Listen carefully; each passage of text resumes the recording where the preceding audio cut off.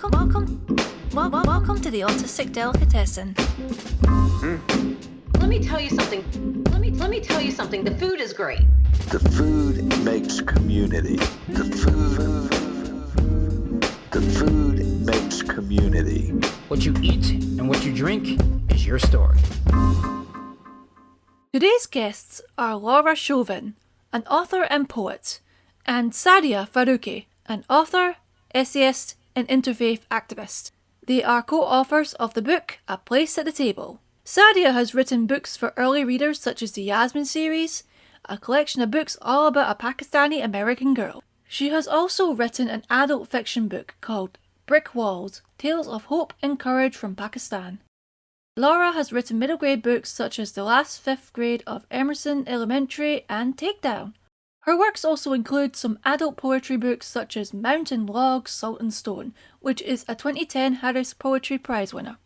A Place at the Table is about two middle school students from two different cultures learning all about cross-cultural dishes in their after-school cooking class.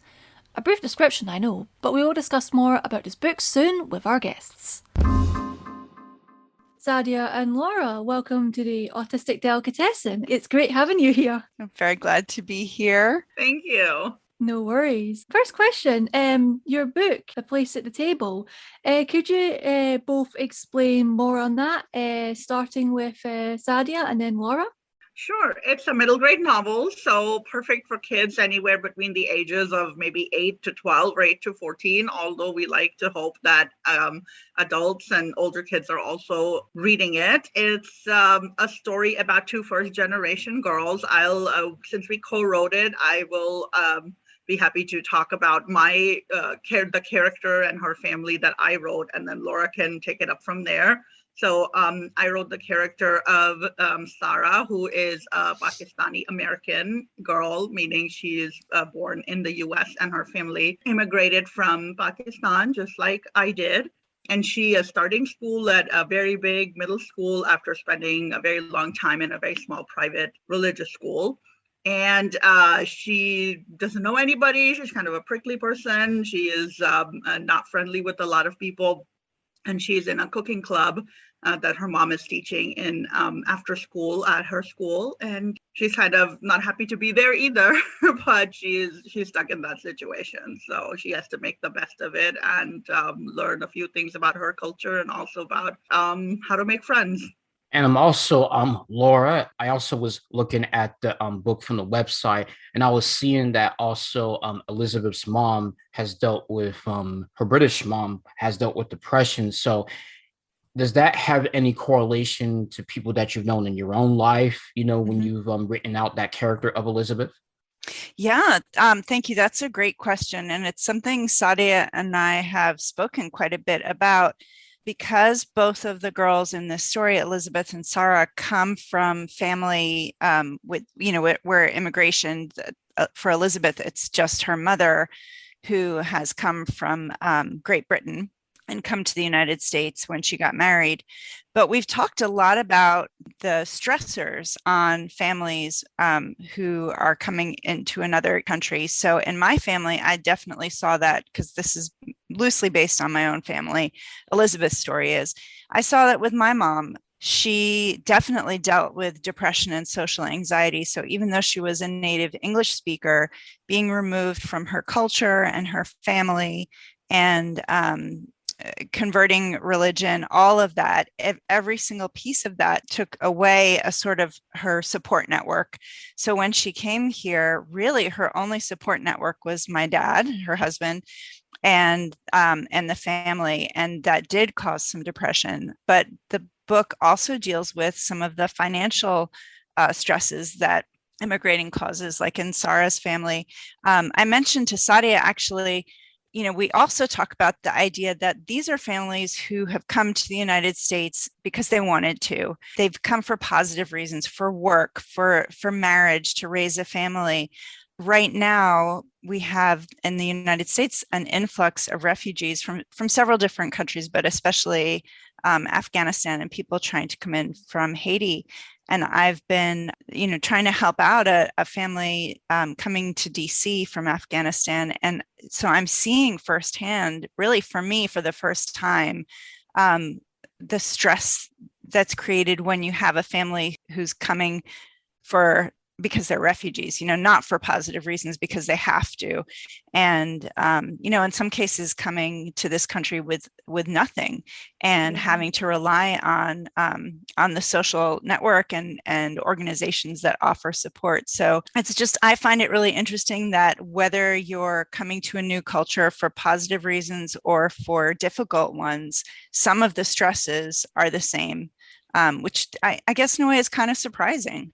What do you think about that, Saadia?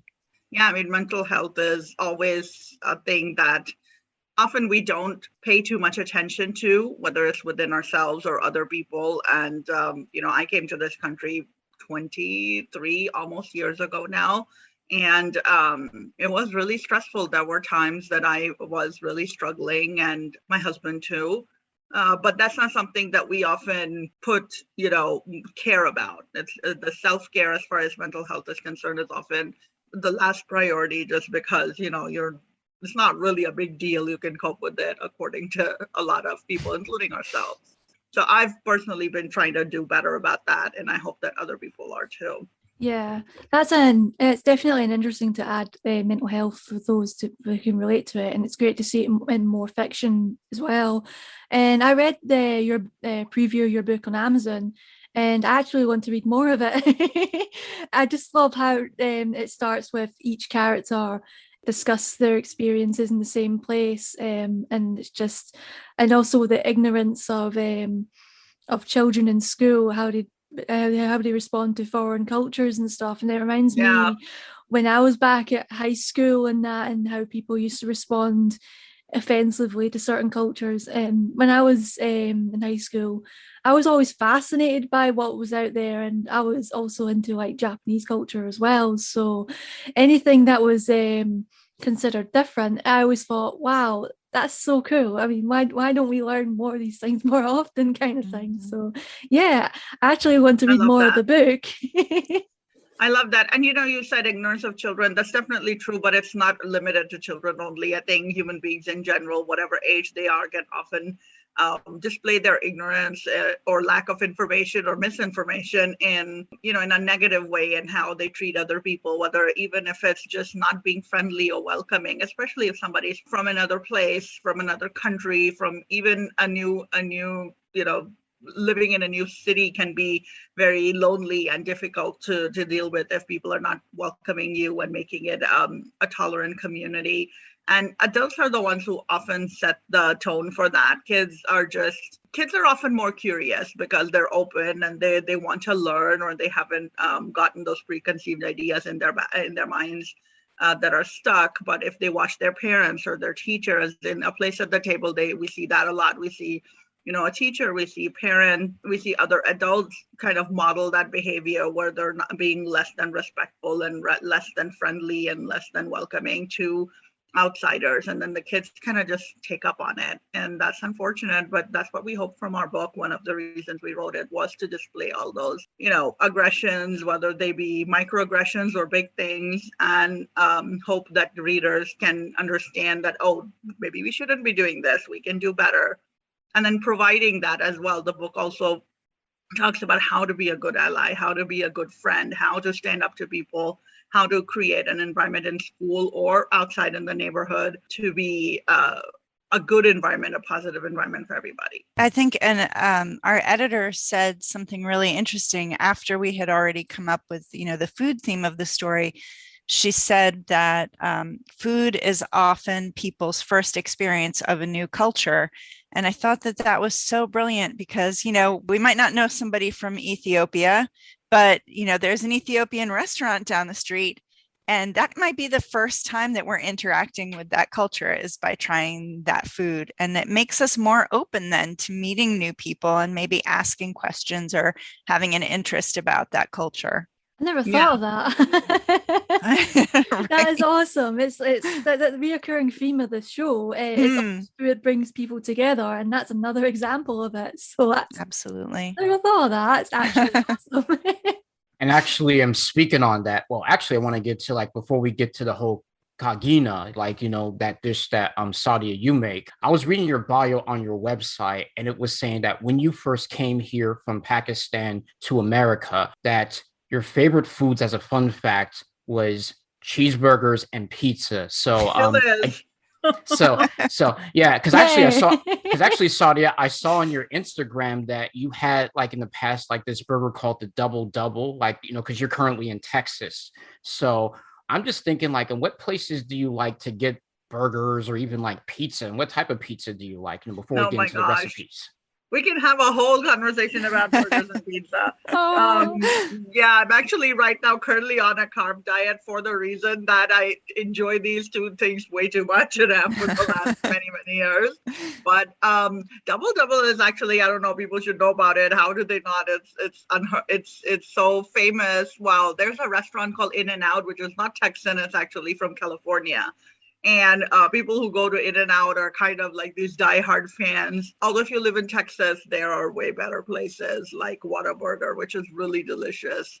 But they recently opened the first In-N-Out in Houston, Texas, and you would not believe it's a fast food joint. And it usually, in the beginning, when they first opened up for several months, you would have to wait in the drive-through line for an hour or so. And my husband, who's a vegetarian, could just not understand why I was standing in this drive for a fast food restaurant in this line. Easily an hour, sometimes more. And I was like, no, because that's a really good burger. And so What the I've heck? had my fill. I had quite a bit of those. Oh. Now the line isn't that long. But Oh. as far as pizza goes, pizza is and this is in the book too. If you read the book, there's a whole scene about pizza. The girls are in their, I think, English language arts class, creating food poems. And Sarah, my character, writes about pizza. Pizza is just this, to me, as a person, not only to Sarah as my character, pizza is the embodiment of these fluid kind of cultural cuisine, mixes that we can have in life. It's, what is it? It's bread, dough, and you put a sauce on it, although, you don't have to, and then cheese, and then whatever toppings you want. But outside of that, you can make it any cuisine in terms of the spices you would put, or the type of meat or toppings or veggies you would put, the type of bread. I mean, my kids were younger, we would have naan pizza. Naan is a Indian, South Asian flat bread, which is nothing like pizza dough. It's what we eat food with a lot of times. And you can put cheese and sauce on that, and it is a pizza concept, but very different. So not only do I love pizza, but I also love the concept of it as this unifying food item that you can manipulate and form into whatever culture you want it to, based on the kind of, things you put on it. And we can have something in common with somebody who's very different based on, oh, I love pizza too, but the way I have it is very different from the way you have it. And that's pretty cool. Let me try it your way too. You should try my co-hosts, is like they're world famous pizza swirls. That's what they make. I do. Oh my That gosh. sounds good. The last time I made them, I made a vegan variant.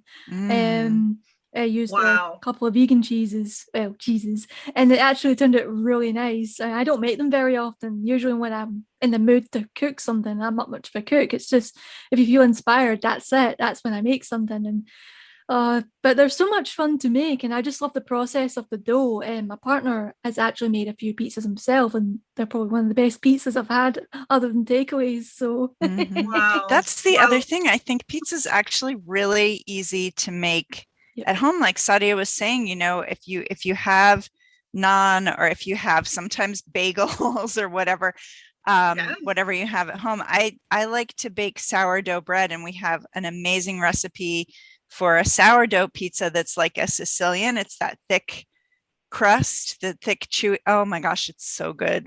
wow. I'm dreaming about it right now. Oh, make me hungry. Yeah, those are things that are really delicious and probably not health-wise the best for you, but a comfort food just has its own, I mean, for a lot of people, that idea of having this something yummy and delicious and and comforting is what you need after, whatever you've gone through in your day. It's nourishing. It does, food feeds more than our bellies, right? It can feed our emotions and our relationships and all of that. Not always in a good way, but true. I have to share, which a lot of times people, especially my family, doesn't like to talk about, but I grew up poor and hungry a lot of times, and I tend to overeat a lot now because I can, and every time I'm eating something that I remember being denied when I was a child, just because we couldn't afford it or didn't have it, just all those complicated feelings come up, and I guess that there's power in that as well. Whereas an adult, you can be like, well, I can eat this even though I couldn't when I was a child. It's so funny because there are definitely stories around food. We have histories connected with food. So this family I was telling you about, I took them to Baskin Robbins, and I was like, hey, they have 31 flavors of ice cream. And the dad of the family said, they have 31 stores. And I said, no, they have 31 flavors of ice cream. Wow. But we sat down for ice cream. And when I think of Baskin Robbins in particular, when my husband and I were teenagers, when we first started dating, that's where we could go for a date. We would go out for Baskin Robbins ice cream. So I have these associations with this food, like Saadia is saying. Yeah. So that piece is interesting too. And I think, when I think about the book, I think a lot of Elizabeth's experiences with eating and with food is associating these foods that are new to her, that she's excited about, with that feeling of being excited about a new friend. And the two kind of go hand in hand, which I think is a really lovely part of the story. Yeah, that's true. And that's one of the things I liked. And I remember just hearing Saadia, and I think yourself, like you were on Ambreen Khan's Inspired. That's how I first heard about this story, and I thought like, oh, these would be good guests for our show because it fits along the theme of what my co-host Oni was saying, So going on to the recipes though, to you, Saadia, how did you get to the place of making kagina, and has that been something in your family coming from Pakistan that you've always made, or has this been something with your own family that you've made? And also, Laura, you can talk about some of your recipes that you also put in the book too as well. Yeah, kagina, I don't even know why we put it in, because it's not like a formal dish. I'm sure people know about it. I grew up eating it. It was like a South Asian scrambled eggs with potatoes, and then you can put other things. My mom used to put peas sometimes, and tomatoes, but the main building blocks of the dish are the eggs and the potatoes, and then the spices. We used to have it when, like I said, I grew up with not a lot. When food was scarce, that's what we had, because just that's how we filled our stomachs. So a lot of it, and it's very quick to eat. A lot of people eat it as a snack or breakfast or something like that. So not my own made up dish. I am not a cook. I don't know. A lot of people read our book and think I'm some kind of master chef in the kitchen. I am not. I'm, I like eating, but not the process of making the food. But my mother used to make it, and my grandmother used to make it. I never gone anywhere and had it. So it's not one of those dishes that you could go to a restaurant and order. I don't know why. It's just like a homemade thing people would make. But then recently, I know I've posted, sometimes on Instagram or other places, some pictures of a dish of kagina or talk about it. And then other random people on Instagram will be like, oh, that's my favorite breakfast too. So I guess people do eat it. It's not like, some more common and popular Pakistani dishes like, say, tikka or biryani or something like that everyone knows about. But it's really good and it's easy to make, so hope people try it. To me, this was a really interesting part of the process of the book. There are a few recipes that come from my family. We do make donuts from scratch for Hanukkah in addition to latkes. It's interesting because a lot of people associate latkes, the potato pancakes, with Hanukkah, but really it's oily foods because oil is part of the Hanukkah story. So that's why many families eat donuts. Donuts are so popular. They're called sufganiyot. often jelly donuts. And so, we put that in the book. But also, I'm a very hands-on researcher. So in order to write the book and to get into Elizabeth's experiences, I made the recipes that the girls make in the story. So Saadia was sending me YouTube videos on how to make the dishes. And then I was at home, I was making the dishes and feeding them to my family. My family loved the research for this book. And then I would send pictures to Saadia to say, like, I made samosas today, or I made tahari rice today. And so in a way, it also became kind of like a connection between our families, because my family was eating your food and you were saying, oh, my husband's jealous that you're having that for dinner tonight. Especially since I wouldn't cook most of those days. That's awesome. No, it's always really, for me, and I think for a lot of people, if somebody from outside of your culture makes your food or enjoys your food, it's seen as an honor. It makes you feel good, especially if you're one of a marginalized community where people are kind of like, not seeing a lot about you or your culture that's positive. Or media doesn't portray it as such, or people don't even know, how amazing. So many people do not, unfortunately, especially here in the U.S., think of other cultures as amazing or incredible, as they should for everybody. So I think when somebody enjoys your food or your dress or your language, for example, I feel honored if somebody will even say a sentence in Urdu, my native language. Even if they butcher it, it's still, somebody who made an effort to do something that's close to my heart. So the fact that so many people have been reading our book and appreciating the recipes that we have in the book and on our website, we have more recipes on our website, or just in general. We had one school, or maybe it was a Girl Scouts club. I don't remember, Laura, maybe you remember. It was a bunch of girls who read the book, and then they had us come and do a Q&A, question and answer session. But then they also ordered food from a close by Pakistani restaurant from where they live. And they took pictures of all this food spread out with the book. And they were gonna, get together and eat it and enjoy it and talk about the book. And that really warmed my heart, because you're making that connection right there with somebody who's different in a way that's respectful, and you're showing your appreciation, not in a curious way, but just, embracing it wholeheartedly because you want to. Yeah, I think that was the Girl Scout troop. And what I thought you were going to talk about was a teacher named Cheryl Mizernay did the book with her class, which is all girls, and they made their own recipe book. They all wrote up recipes that were important to their family. So it was the recipes, but also a little bit of the history of where the recipe came from, or who it reminded them of.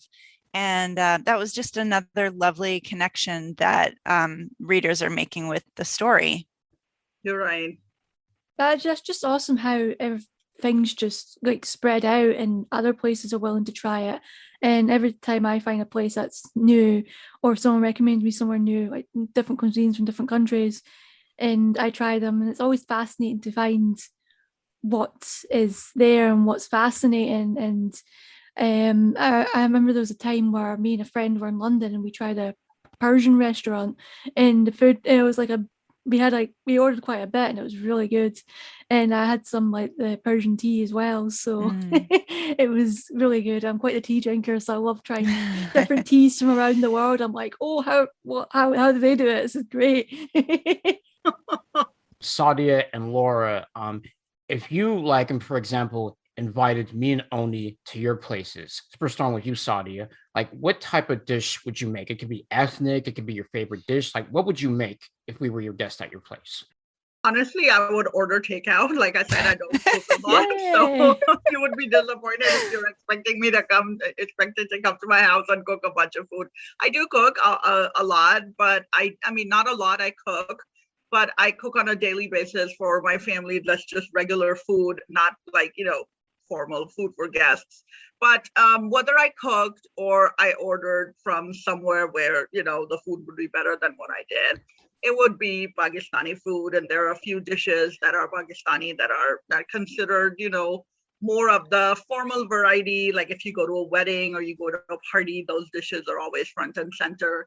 Biryani is a big one. Biryani is like this ultimate South Asian rice dish. It can be and it has something else in it, which is either some kind of meat or vegetables or whatever you want. And it's a special technique of making rice. So there are a lot of different kinds of rice dishes, but biryani is where you cook the base with the curry, and then you cook plain rice, and then you layer it so that it's very hard to make good, which is why I'm terrible at it, but I love it. So I will order it from a different place. And I was reading recently that there are many, like tens of different kinds of biryanis depending on the part of South Asia that it's made.